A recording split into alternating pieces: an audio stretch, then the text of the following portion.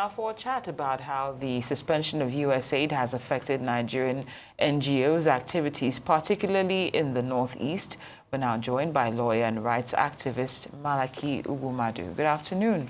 Many thanks for joining us. Good afternoon. Thank you for the opportunity to be here. What's your initial take on this development? Well, the entire disruptive tendencies of Trump's policy resonating in foreign countries. I don't know how it's panning out there, but I like to believe that these were the things that the Americans expected, on the basis of which they gave their mandate to Donald Trump to pilot the affairs of the United States in the next 4 years. What I'm not too sure about is how the far-reaching policies of Donald Trump is impacting on the world in relation to very clear programs of the United States to guarantee stability through certain mechanisms and activities, including the foreign aids, all around the world. Because when you guarantee health, for instance, there's a measure of improved human conditions that secure not only a healthy being, but a productive being, and thereby reducing strife in the society. Well, you could see that the Nigerian government is already responding by corresponding policies. Efforts have been made to retain some of the workers who may be affected and integrate them into the system. That is, as it relates to health. There are other aspects of USAID assistance in agriculture, in education, of course in health, and even infrastructure. So by and large, it is the disruption that has been occasioned by the emergence of Donald Trump, and the world is waking up to it, and every person is adjusting. All right, I would like to say from another angle, because even though people are talking about USAID, there was a particular program, PEPFAR, that I worked for back in the days, in the 2000s. That's the U.S. Presidential Emergency Plan for AIDS Relief. That started running in 2003. And I would have thought that since the mid-2000s till this very point in time, that the Nigerian government would have had their acts together to be able to rise to the occasion to help their citizens in major areas. Because if we're talking about programs that started in the 2000s and we're in 2025 and we're still crying foul because a particular government has decided to change the trajectory of how they want their funds to be utilized. Donald Trump has always been insistent on American first. When will our Nigerian government come to that place where we'll say Nigerians first and we'll begin to look after our own people rather than probably engage in frivolities? That angle that you have traveled is the most important angle. And I thank you for raising it as pointedly as you have done. The saying is that he who goes a-borrowing goes a-sorrowing. True. There is no alternative to self-sufficiency, even in terms of your self-worth. To what extent would you be taken seriously if you are perpetually waiting for handouts? Mm-hmm. If you continue in that trajectory, you will even foreclose the creative, imaginative tendency that the God Almighty has vested on every person. You close yours while people will continue to develop theirs and giving you peanuts. So I subscribe to the point. Let me give you an example. You worked with that organization. I was the National Deputy Secretary of JACON, led by Chief Ganifor Emi. 1998, I fought the military. It's not about USAID. It's about a German funding that came. Those are democratic institutions that believe in the crusade against military rule. That money arrived, and Chief Ganifor Emi of blessed memory returned the money before informing the executive of JACON, in which I belonged. I was barely 24 years, straight from the university, no degree, nothing. And he didn't stop there. he made the point that the way to decimate the struggle is to have inflow of funds from all sources, many of which has motives beyond what you think you are fighting for. True. And then turned around, he was very resourceful himself, donated twice that amount. Now, I'm making this point to collaborate or corroborate what you are saying and emphasize the point that until we begin to stand up to some of these institutions and governments around the world, for that long, we will be taken for granted. Only recently we were told about how the Canadian embassy denied the chief of defense staff visa. Even if that was an inadvertence, you could see the level at which they can deal with us. In other words, if that had happened, for me, that was also a statement on the state of our security. Because if for any reason the chief of defense staff needed to act and move in a way to actualize part of the duties of his office, and you have this kind of hiccups, not that they were not told or they are not aware, it is that they can do it so that we react as we are reacting now. All of those in part to ignoring self-sufficiency as you're talking. 2003 till now, you're talking of a period within which we would have been replicating those kind of capacities and energies that were conceived when those assistance were given. I was the president of the Committee for Defense of Human Rights, an NGO. And I can tell you that most of the crises that the civil societies have had, for which reason you hardly hear some of those frontline human rights, pro-democracy movements in this country, has to do with funding. Now, and those of us who managed to survive were people who were not just creative enough to look inward, but were prepared to put on the line resources that would stabilize the organization before those fundings came, if they ever did. So in every ramification, you could think of a human being, your own child, and say, how best do I raise this one? Is it by orientating him or her to know and believe that the way to survival or for survival is to expect arms and aids from all corners, or to train him and fortify him and get him prepared to be able to sustain his or herself? I think the answer should be the latter.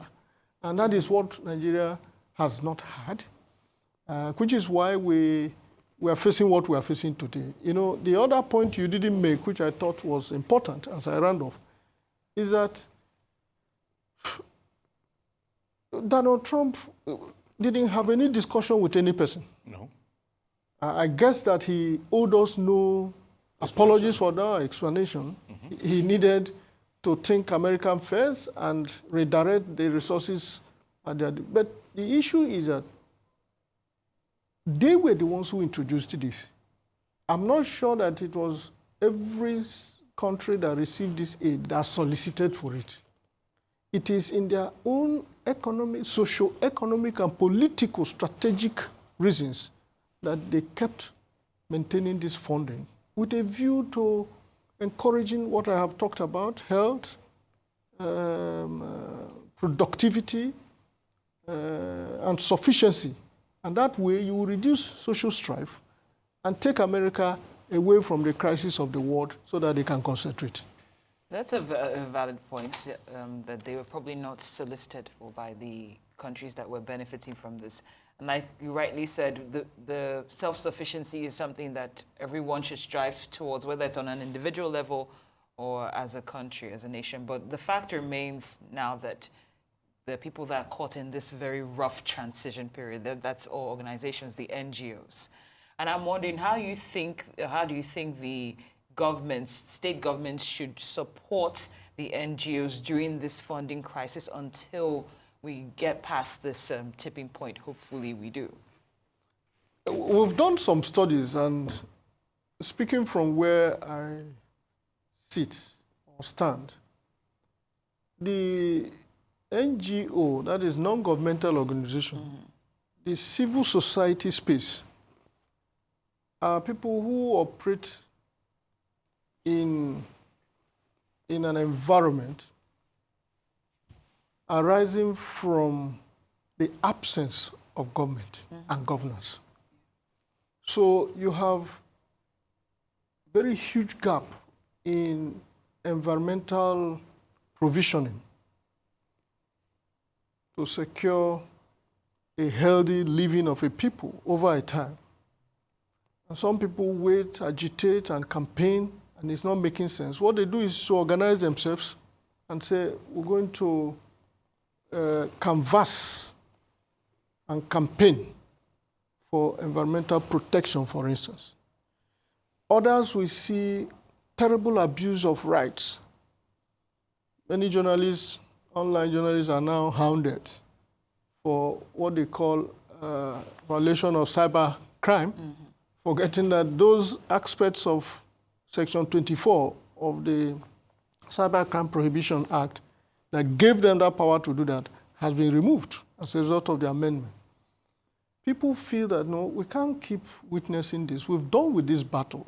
All of those moments you are mentioning were the time we secured our rights. We rescued ourselves, secured our rights from the military. And we can't have a civilian dispensation and still have all of this crisis. Therefore, we're going to form human rights organization to protect these rights. The same thing with cultural rights and so on and so forth. So it starts with the gap created by government to deal with the exigencies of governance. And when they fail, it throws up these civil society bodies. So what the government can do is what I hear they have started with. You need to smell the coffee, bite the bullet, face the reality, understand that these fundings are no longer available. Budgets will be adjusted this time around. There are practices of environment. There are what they call supplementary budgets. And I hear that some efforts are already being made in that direction. The issue is, are we able to cope? Because these fundings were covering huge aspects of our lives, you know. But I know that in very many respects, our people will wake up at least to become conscious that this is not how to live, lest we live for almost 3 decades and we're not even thinking about it, you know. So that's my take. All right.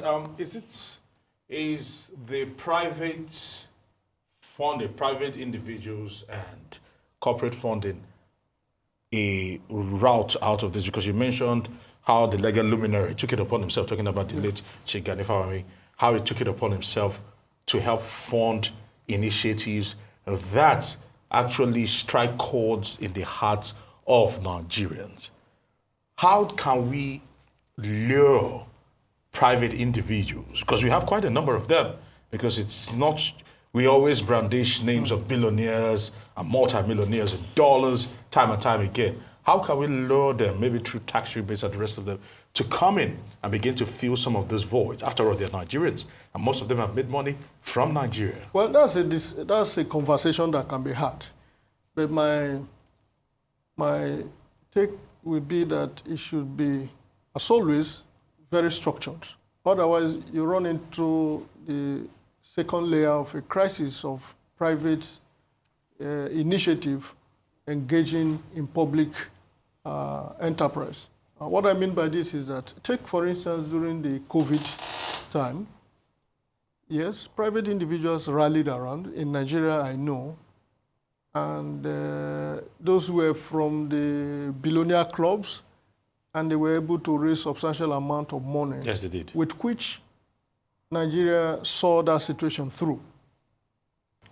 Now, if you intentionally left that for the the operators or the people in that category, you will also be unwittingly creating a space that can be manipulated. And I'm saying this not to undermine the sincerity of most of them, but the way government suffers when you outsource or abdicate responsibility is to unwittingly hand over to these private persons the capacity to dictate what it is the change or the results they want to see. But government is still made up of private individuals, because you're almost drawing parallels with what is happening in the U.S. government, with Elon almost being blacklisted as an individual, almost taking over the U.S. government. I'm sure you are following the debates around that too, to know that very rational thinkers, political thinkers for that matter, within the U.S. system are not very comfortable with that. In short, you know that he's already been addressed as President Musk. And that has implications. You know, it is a government because it is a system, an institution. That's what we call oligarchy, isn't it? Yes. There is a reason why it is used derogatorily. Oligarchy is not the best form of government.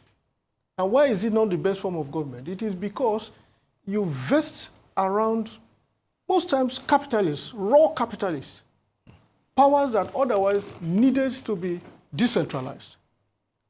And what you harvest by doing that is unwittingly creating an imbalanced society. And it has its own ripple effects. You remember that, President Biden, in his parting speech, was very critical about that. Well, I am leaving, but it appears that America is going into the hands of the oligarchy. That was a very witty statement. And I draw my conclusion from that angle to say that individual public-spirited persons can make contributions.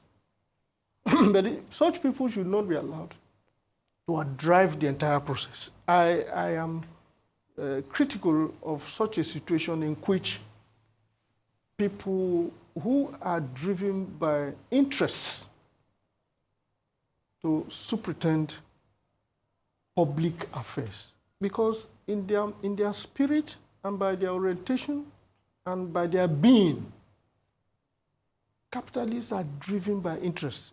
And that interest is profit. When it is not about service, you find a conflict that I'm complaining about now. Yeah.